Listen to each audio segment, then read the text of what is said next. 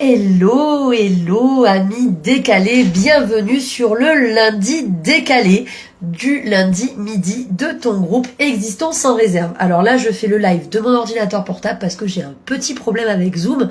Dis-moi si le son est clair, je vais laisser les gens se connecter et je vais attendre que tu viennes pour parler de ton cerveau et pour t'expliquer pourquoi il est fait pour créer et non pour subir. Je vais laisser les gens se connecter, n'hésitez pas à marquer hashtag direct pour ceux qui sont en direct sur le groupe et ceux qui verront cette vidéo en replay, il vous suffit de marquer hashtag replay. Pourquoi le cerveau est fait pour créer et non pour subir? On a un cerveau neuroatypique et on a un cerveau qui est créatif. Je vais déjà commencer par poser certaines questions, mais avant je vais faire une petite annonce. À partir de la rentrée de lundi prochain, normalement, je vous le confirmerai, mais les lundis décalés passent en soirée. Début de soirée, vers 18h30 pour que ça puisse toucher le public français, mais aussi le public canadien. Et bien sûr, vous aurez toujours accès aux replays. Les replays sont donc également accessibles sur la chaîne YouTube Coolest Coaching. Vous pouvez vous y abonner, c'est complètement gratuit et en plus, ils sont classés par ordre d'intérêt. Donc, estime de soi, questions, tests, etc. Donc, abonnez-vous à la chaîne. Vous aurez le puits de ces replays. Le cerveau est fait pour créer et non pour subir. Je voudrais que dans le chat, alors, est-ce que déjà quelqu'un peut me commenter le chat en me disant que le son est bon? Je veux juste voir si je vois les commentaires parce que je ne suis pas sûre de les voir. Est-ce que vous m'entendez bien? Juste pour être sûr, tu vas voir que je vais pas voir les commentaires. Attends. Ah là là là là là là. La magie du direct. Bon, c'est pas grave, je les suivrai en direct sur l'ordinateur. Mais effectivement, je pense que je ne vois pas les commentaires. Attends, ça c'est la magie du direct. C'est pas grave. Hop. Oui, en plus il y a 8 commentaires, donc je dis bonjour à Nolwenn, à Cédric, à Patricia, à Pascal. Désolé, hein. C'est les aléas, on fait comme on peut. En tout cas, je vais poser une question choc, pardon, pas conne, mais choc, et je voudrais une réponse de votre part. Est-ce que vous avez l'impression de passer vos journées à être dans la réaction, c'est-à-dire à encaisser des imprévus, des mails, des demandes, etc. et en fait d'être en mode subir, en mode survie? Est-ce que vous avez l'impression d'être tout le temps à réagir et non à agir? Ah, vite, il faut que je réponde aux mails, vite, il faut que je réponde aux demandes de X et Y, vite, il faut que je réponde aux demandes des enfants, aux demandes de ma femme, de mon homme. Qui a l'impression de passer sa journée à être en réaction? C'est important d'en parler parce que on va changer la donne aujourd'hui, c'est-à-dire qu'on va arrêter d'être en mode réaction. Ta vie, c'est pas un brouillon. Et vraiment, faut arrêter de se dire je vais faire plus tard, je vais voir plus tard, je vais remettre à niveau plus tard, parce que arrivé à plus tard, bah, tu vas te retourner sur toi-même et tu vas voir que t'as 55, 60 ans et que t'as passé ta vie à être en réaction. Donc vraiment l'idée c'est de pas être en réaction. Nolwenn, je vois que tu dis que c'est souvent le cas. Patrick, le son est bon, merci et bonjour Patrick. Donc l'idée aujourd'hui c'est de t'expliquer pourquoi tu vis ce décalage permanent et pourquoi c'est normal que tu te sentes complètement vidé. C'est normal.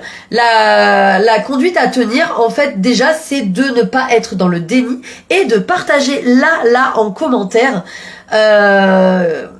et d'assumer qui subit. Tu marques hashtag je subis. Qui subit en ce moment, qui a l'impression d'être toujours en mode survie, toujours tenu par le temps, toujours tenu par un manque d'organisation, toujours aller à droite, à gauche, bref, à être étouffé, rien que d'en parler, moi, ça me donne une oppression thoracique, tu vois. Donc, dans le chat, marque je subis, hashtag je subis, pour qu'on sache, ce n'est pas français, pour qu'on sache qui subit et qui est justement en mode survie.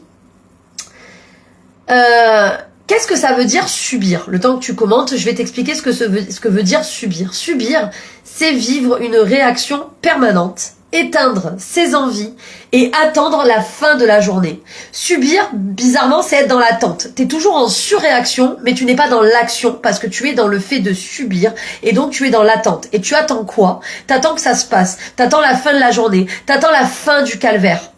Et le fait d'attendre la fin du calvaire, ça veut dire que tu n'es pas productif et que tu empêches ton cerveau de créer parce que ton cerveau est dans l'attente de la fin d'un cycle. D'accord? Est-ce que c'est clair pour vous déjà ce mode de fonctionnement cérébral? Par exemple, si je prends le travail. l'exemple du travail. Souvent, il y a beaucoup de gens qui font un travail alimentaire et qui subissent leur travail.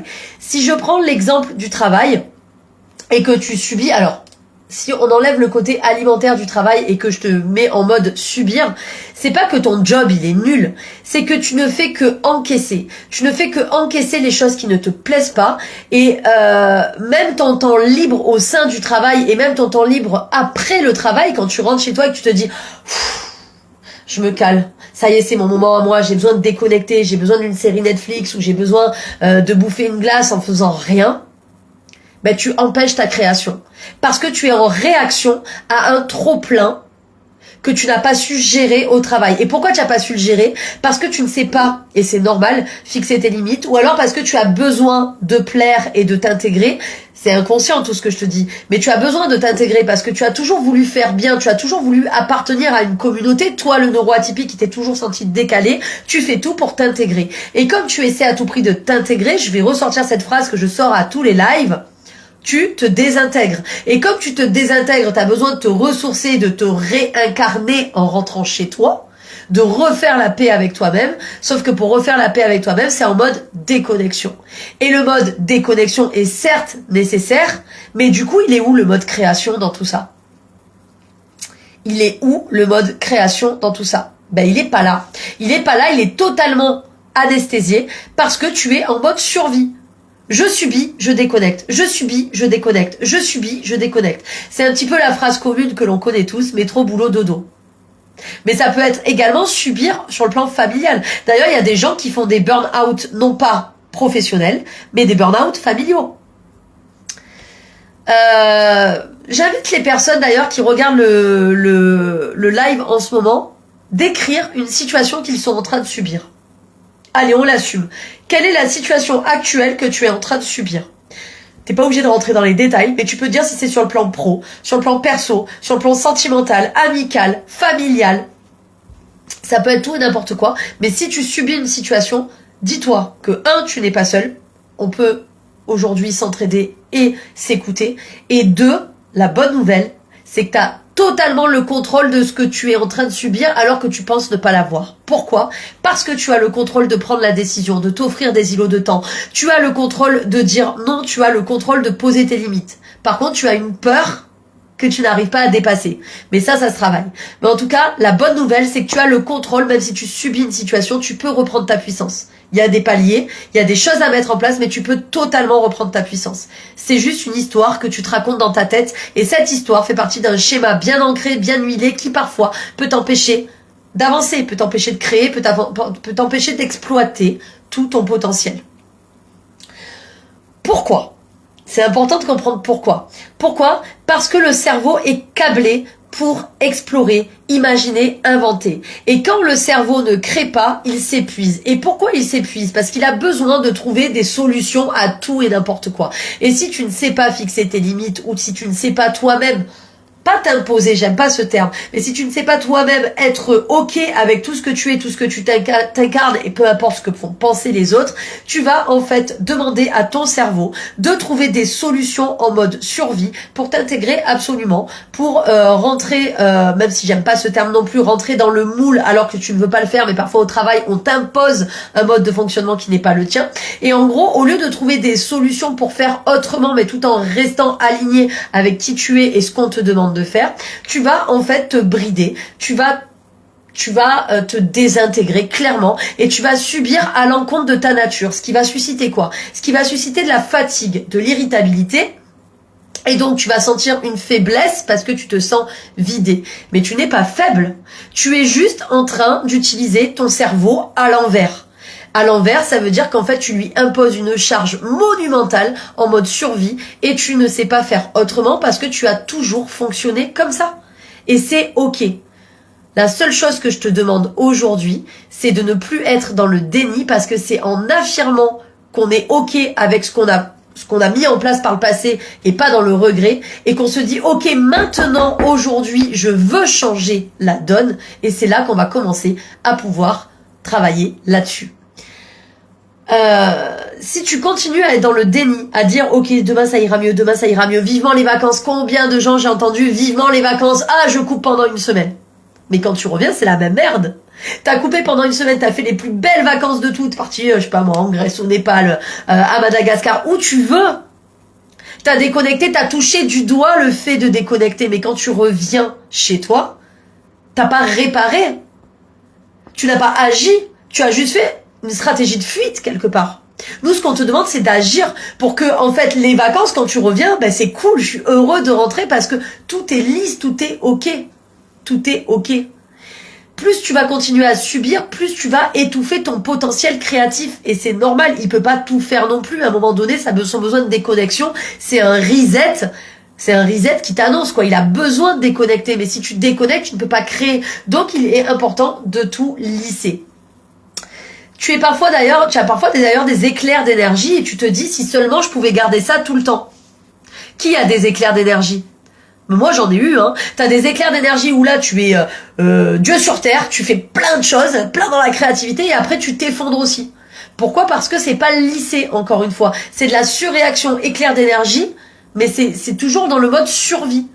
Et c'est que on t'a jamais appris à basculer du mode subir au mode créer. Donc t'es dans ce flow entre deux horizons, entre je subis, puis là d'un coup j'ai un éclair d'énergie, puis je reviens en phase down, et puis je subis, puis j'ai un éclair d'énergie. Et c'est hyper éprouvant pour toi, pour ton cerveau, pour ton corps, et par ricochet pour ton entourage.